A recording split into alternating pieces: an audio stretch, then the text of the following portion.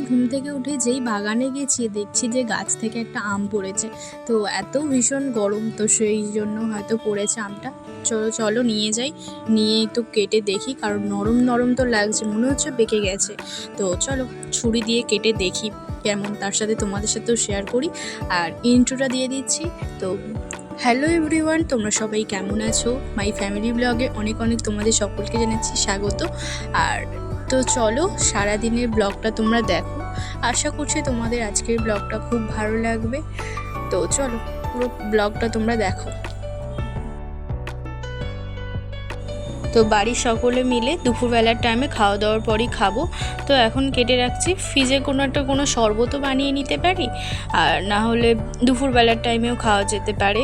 তো চলো ফ্রিজে রেখে দিই, রেখে পরে খাওয়া। আমি বসে পড়েছি। তো বুদ্ধ পূর্ণিমায় যেই সমস্ত ঠাকুরের বাসনগুলো লেগেছিলো, তো সেগুলোকে একদম মেজে ভালো করে পরিষ্কার করে আবার যে যার জায়গায় তুলে রাখবো ঠাকুরের বাসন। তো সেই জন্য এখন মেজে নিচ্ছি। আর মা ওইদিকে কাজ করছে, বোনু গেছে টিউশন, এদিকে পাপা আর দাদা দুজনেই চলে গেছে দোকানে। তো চলো তাড়াতাড়ি, কারণ এদিকটা এখন সেরকম বাগানে রোদ আসেনি, তো আমি ভাবলাম তাড়াতাড়ি এখন মেজে নিই, কারণ বেশি বেলা হয়ে গেলে রোদ্দুর পড়বে আর তখন ভালো লাগবে না। ওই জন্য তাড়াতাড়ি মেজে নিচ্ছি। তো মেজে তাড়াতাড়ি স্নান টান করে নিই, করেই আসছি তোমাদের সামনে। এদিকে পুজো কমপ্লিট হয়ে গেছে, আর বাইরে ওই সমস্ত জিনিসগুলো।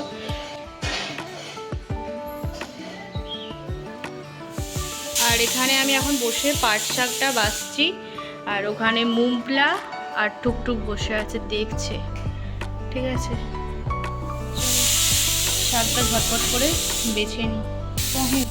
সবজি যে নিয়ে আসে মাসি, তো তার কাছ থেকে আজ সকালে নিয়েছি। তো এই পাট শাক, আর মা তো এদিকে সবজি আরে কাটছে, আর এদিকে বনু চলেও এসেছে।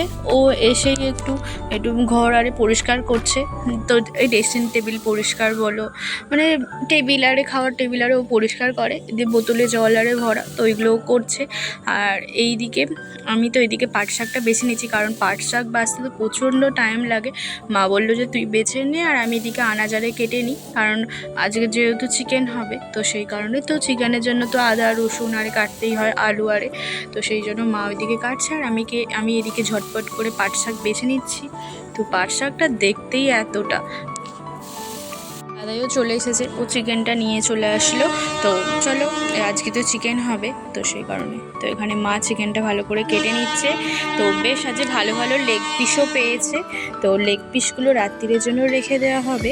আর এবেলা এই ছেড়ে বাকি যে অংশটা চিকেনের, তো সেইগুলো দিয়ে একটা ঝোল হয়ে যাবে। তো চলো মা এদিকে চিকেনটা কেটে নিচ্ছে, আর তোমরা পুরো ব্লগটা দেখো, খুব ভালো লাগবে। এর বনু দাদাই তো টিফিন হয়ে গেছে, আর আমি ওইদিকে যেহেতু শাকটা বাছছিলাম একটু দেরিও হয়ে গেছে, তো তাই এদিকে তো খেয়ে নিচ্ছি। আজকে টিফিনে আছে পান্তা ভাত আর তার সাথে আলু সেদ্ধ। তো এই টিফিনটা এই গরমকালের জন্য বেস্ট, একেবারে পারফেক্ট। তো অল্প ছিল যেহেতু, তো সেই জন্য একটু মা আবার মুড়িও দিয়েছে। তো চলো খেয়ে নিই। রাত্রির দিকে কিন্তু এই গরমকালে ভাত বেঁচে গেলে আমরা এরকম সকালবেলার টাইম করে, যেদিন বেঁচে যায় মেনলি, তো সেই দিনই সকালবেলায় খেয়ে নিই এরকম পান্তা ভাত। তো অসাধারণ লাগে, আর ওপরে পান্তা ভাতের উপরে একটু কাঁচা সরষের তেল, তো যা দুর্দান্ত লাগে না কি বলবো। তো দাদাও খেয়ে গেল, আর চলো খাওয়া দাওয়া করেই আসছে। আবার নিয়েছে, তো আদা রসুন যা যা লাগে তো দিয়ে দিয়েছে, আলুটাও এর মধ্যে আছে, এটা রাত্রির জন্য আছে, আর এটা হচ্ছে দুপুরে খাওয়া হবে। তো টক দই এখন তো দিয়ে দিচ্ছে দুটোতেই। তো ভালো করে ম্যারিনেশনটা করবে। মা বললো যে একটু ঝটপট বানাবে, কারণ এমনিতেই ঘড়ির কাঁটায় বেজে গেছে 11:15। তো আর 1 ঘন্টার মধ্যে চাইছে যে মা সম্পূর্ণ রান্নাটা কমপ্লিট করতে। এদিকে শাক আছে, ভাত বানাতে হবে, আর এটাতে এখন চলে গেল গোলমরিচ গুঁড়ো, এটা হলুদ ছাড়া হবে, আর এটাতে হলুদ একটুখানি দিতে হবে। তো তেল দিয়ে দিয়েছে মা, হলুদ গুঁড়ো চলে গেল। এটা রাত্রির একটা স্পেশাল রান্না হবে, তো সেই কারণে মা ওটাকেও ম্যারিনেশন করে একেবারে রেখে দিতে, তাহলে আর রাত্রিরে ম্যারিনেট করতে লাগবে না, অনেকটাই রেস্ট পেয়ে যাবে। তো সেই কারণেই করে নিচ্ছে। এরপর দিয়ে দিল গোলাপ জল আর কেওড়া জল, দারুণ লাগছে কিন্তু। 4টে লেগ পিস।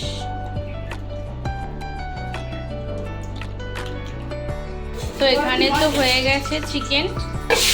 তো কালারটা দেখো, কালারটা ভালোই এসেছে। আর এখানে শাক ভাজা হয়ে গেছে, কাঠ শাক ভাজা, ওরাতে তো লেগেই যায়। হ্যাঁ অল্পই। আর এখানে মা চাটনি বসিয়ে দিয়েছে আমের। দুপুরবেলা খাওয়া দাওয়া করার পর পাপা অনেকগুলোই মতন ফল এনেছিল, ওই আম কলা আর এনেছিল, তো সেইগুলোই এখন প্লেটে ঢেলে রাখছি। আর এদিকে তো আমাদের সকলেরই খাওয়া দাওয়া কমপ্লিট হয়ে গেছে। আর কিছুক্ষণ পরেই মা যাবে দিদাদের বাড়িতে, তো যাবে দাদাই আর মাই যাবে, আর স্কুটিতে করেই চলে যাবে। তো চলো ফলগুলো ভালো করে সাজিয়ে নিই, এবং কাটতেও হবে। এখানে একটা বেল আছে, তো বেলের একদিন শরবত করতে হবে, শশা আছে, তো চলো আমটাও একটু কেটে সকলে খাই। দাদাই তো রেডি হয়ে নিয়েছে, তো দাদাই আর মা যাবে এখন দাদুদের বাড়িতে, তো সেই জন্য এখানে রেডি হয়ে নিয়েছে। আর এখন ঘড়ির কাঁটায় বাজে 5টা। তো বনু তো চলে গেছে টিউশন, আর দাদাই আর মা যাবে মামার বাড়িতে, আর এদিকে আমি বাড়িতে থাকবো, আর পাপাও চলে যাবে দোকানে। তোমাদেরকে সকলকে একবার করে দেখিয়ে দিই। মানে মা কিন্তু দুপুরবেলার টাইমে যখন আমরা রেস্ট নিচ্ছিলাম, তো তখনই চিকেনটা একেবারে করে নিয়েছে, রাত্রিরের জন্য যে চিকেনটা তো করে নিয়েছে। আর অল্প এখান থেকে চিকেন কিন্তু দাদুদের বাড়িতেও নিয়ে যাচ্ছে, যেহেতু চিকেন আজকে হয়েছে, মা বললো যে নিয়ে যাই দাদুর জন্য। দাদু তো চিকেন খেতে অবভিয়াসলি ভালোবাসে, তো সেই কারণে নিয়ে যাচ্ছে। এর মধ্যে নিয়ে নিয়েছে ডিম আছে, চিকেন আছে, আলু আছে। তো এটা দাদু রুটি দিয়েও খেতে পারে বা ভাতের সঙ্গেও খেয়ে নিতে পারবে। আর এখানে টুকটুকের ঘুমানোর স্টাইলটা তোমরা একবার দেখে নাও। এই দেখো টুকটুকটা কেমন ঘুমাচ্ছে। টুকটুক মা তো রেডি হচ্ছে, একটু হালকা মেকআপ করে নিচ্ছে। মা এখন কি মাখছো? কম্প্যাক্ট। তো ঘড়ি কাটে 5টার মতো বাজে, তো ভীষণ হাওয়া দিচ্ছে এখান থেকে, সেই কারণে এখানেই বসেছিলাম। একটু লোডশেডিংও হয়ে গিয়েছিল, তো চলে যাওয়ার পরে কিন্তু বেশ ভালো হাওয়াটাও দিচ্ছে। বিকালবেলার টাইমে একটু যাবো ছাদে। ও পাপাও রেডি হয়ে গেছে তো দোকানে যাওয়ার জন্য, তো চলো। আর এই দরজাটা তোমাদেরকে এই দেখালাম, তো এটাও এই রিসেন্ট 2 দিন হয়েছে লাগিয়ে দিয়েছে পেছন দিকের এই দরজাটা। তো কারণ জল আরে পড়বে, কারণ এবার তো বর্ষার সিজন তো এসে যাচ্ছে, তো তার আগে এই দরজাটা করা হলো। এরপর থেকে তো পট্টি হবে ভেতরে রান্নাঘরটা। তো কেমন হয়েছে দরজাটা অবশ্যই বলবে। বনুই এটা চয়েস করে দিয়েছে, আর ভালোই বেশ নিয়ে। এটা ফ্ল্যাশ ডোর টাইপের, ভেতর দিয়ে ছিটকিনি ফিটকিনি সব দেওয়া যাবে, শুধু এই বাইরেটায় একটা লকেট সিস্টেম করলে ভালো হতো, কারণ এই হাওয়ার জন্য বারবার খুলে যাচ্ছে। ঠিক আছে, কোনো অসুবিধা হচ্ছে না সেরকম খুব একটা। হাওয়া দিচ্ছে বলে দরজাগুলো এরকম আওয়াজ হচ্ছে। কেউ কেমন লাগছে অবশ্যই বলবে। দিক দিয়ে এইরকম বন্ধ করার, ব্যাস।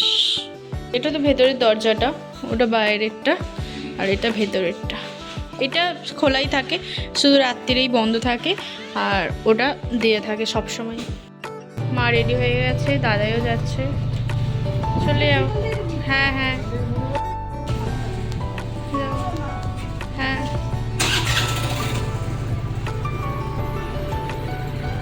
আমি একবার গাছগুলো একবার দেখিয়ে দিই। তো এই গাছগুলো তো অপূর্ব সুন্দর হচ্ছে, তো তোমাকে দেখিয়ে দিই। এই যে এই ভাঁড়গুলো দেখছো, এগুলো সব 100 গ্রাম দইয়ের ভাঁড়। তো এগুলো বনু কি সুন্দর আজকে করে দিয়েছে। এই যে এইরকম করে ঝোলানোর সিস্টেম, ঝোলানোর জন্য এইরকম টাইপের করে। এখন গাছগুলো ঠিকঠাক করে ধরেনি বলে এখন দিচ্ছি না দড়িতে। এই যে এটা একটা করেছে অন্য কালার, এই একটা। ও আরও মানি প্ল্যান্টে আমি সেরকম কিছু খেতে দিই না, শুধু জাস্ট আলুর খোসা আর একটু ওই কলার খোসা দেওয়া হয়, তো সেটাকেই একটা বক্সে আমি জমিয়ে রাখি, রাখার পরেই খাবার দিই। আর কিছু দিই না, জল দিই, শুধু জল আর ওই খোসা আরে দেওয়া হয়, এক্সট্রা আর কিছু দেওয়া হয় না। আর এই যে এটা দেখছো, এর মধ্যে এখানে একটা মানে এটা করেছি, কেটেছি প্লাস্টিকের এই ড্রামটা, এর মধ্যেই সব খোসা আরে জমা রাখি। দেখে দিলে এটাতে 2-3 দিন পর এই সমস্ত গাছগুলোতে দেওয়া। এটাতে কলার খোসা দিয়েছি, এটাও আছে। এটাই গাছের খাদ্য হিসাবেই ব্যবহার করা হয়। পেঁপের দানা একটা আমি এই টবেতে দিয়ে দিয়েছিলাম, পেঁপে গাছ হয়েছে, এটা এখানেই হবে। কি দারুণ হচ্ছে। আর এইগুলো তো কত যে চারা বসিয়েছি টবে, পর্দা কত বড় হয়ে গেছে। প্রত্যেক দিনই জল দেওয়া হয়। এই গাছগুলোতেও কয়েকদিন পর ফুল আসবে।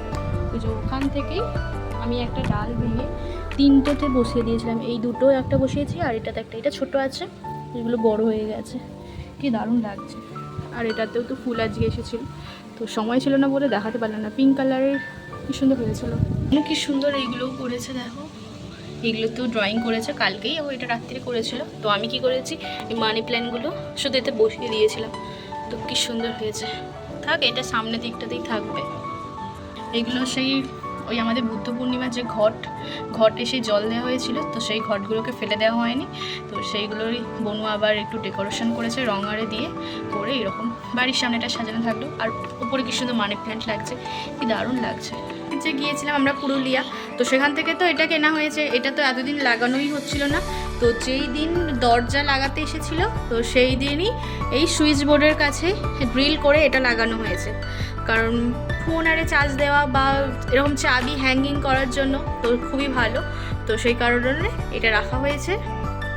আরও একটা জিনিস, এই হরিণটাও তো রাখা ছিল না ঠিকঠাক জায়গা মতো, তো এটা তো মেনলি গেটের সামনেই, মেন গেটের সামনেই এই হরিণের মুখ লাগায়, তো এই জন্য এখানেও ড্রিল করা হয়েছে। তো আরও কয়েকটা ড্রিল বাকি আছে, তো তোমাদের সঙ্গে তো পরে দেখাবো আরও যেগুলো করবো, তো এগুলো এখন দেখিয়ে দিচ্ছি। তো এটা তো বনু তো এসেই ও পড়তে বসে পড়েছে, তো ও তো 11-এ উঠলো। এখানে এগুলো এটা আছে আর্থ has not anything to show more fair, তো এর মধ্যে 4টে কোনটা ভয়েস চেঞ্জের মধ্যে কোনটা অ্যান্সারটা ঠিক হবে, তো সেটাই ওকে ওএমআর সিটে করতে হবে। এখানে বক্স দেওয়া আছে, তো যেটা ঠিক হবে সেটা ঠিক আছে, এটাই এরকম করে করতে হবে। এখন প্রচুর চাপ, প্রচণ্ড চাপ। মা আর দাদাই এসে গেছে, ঘড়ির কাঁটা এখন বাজে 7:30 মতো। চলো দেখি, আসো কি পাঠিয়েছে, চলো তোমাদেরকে দেখাই। এর জন্যই কিন্তু আমি অপেক্ষা করেছিলাম। তো দিদা বাড়িতে বানিয়েছিল আমগুড়, তো সেটাই পাঠিয়ে দিয়েছে। দেখেই তো জিভে জল চলে আসছে, অসাধারণ। তো এটাকে কাঁচের একটা বয়ামে ঢেলে রাখবো, পরে পরে খেতে হবে। দিদার হাতে এইটা আর আমতেলটা দেয়নি, করেছে 2 দিন হলো করেছে। হ্যাঁ, রোদ খাইয়ে পাঠাবে, আবার না তো আবার যাবো পরে। আর এটা হচ্ছে মায়ের জন্য চাষের চালের মুড়ি, মা তো এই মুড়ি খেতে খুব ভালোবাসে, তো সেই জন্য অল্প করে পাঠিয়েছে। খেতে তো দুর্দান্ত হয়েছে, তো ট্রাই করছি, চলো।